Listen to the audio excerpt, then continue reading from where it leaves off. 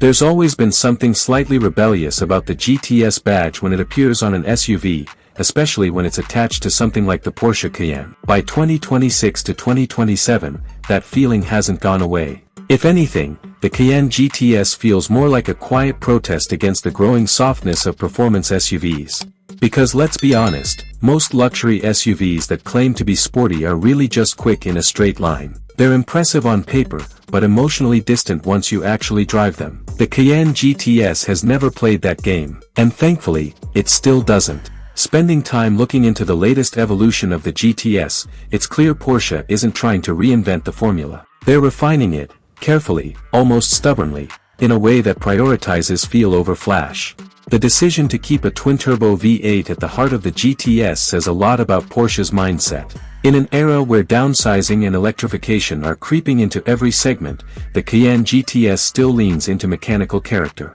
It's not the most powerful Cayenne you can buy, and that's intentional. The GTS has always been about balance rather than dominance. The power delivery isn't overwhelming, but it's immediate and layered. There's a density to the way it builds speed that feels more engaging than the headline figures suggest. You don't floor it expecting fireworks. You press into the throttle and feel the vehicle gather itself, tighten, and surge forward with a kind of quiet urgency. And that ties directly into what I think is the strongest point of this SUV. It's still one of the very few performance SUVs that genuinely feels engineered for driving, not just acceleration. The steering weight, the body control, the way the chassis reacts mid-corner, these things still matter in the Cayenne GTS. Porsche seems to understand that speed alone isn't enough anymore. Engagement is becoming rare in this class, and the GTS leans into that rarity. Interestingly, this isn't. It still functions as a genuinely usable SUV. There's space, comfort, and everyday drivability baked into the experience. You could drive it long distances without fatigue, something that isn't always true of performance-focused vehicles. But it's not without compromise. The weak point here is subtle but noticeable. It lives in an awkward space between worlds.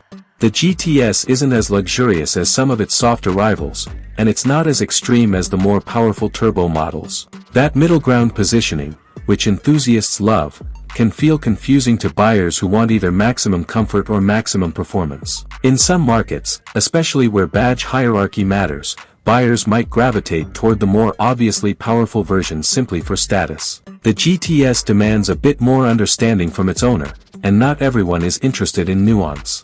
Still, that nuance is what makes it special. From a market perspective, the Cayenne GTS is almost an outlier now. Many SUVs in this price bracket are leaning heavily into digital experiences and autonomous comfort. Porsche continues to prioritize mechanical integrity.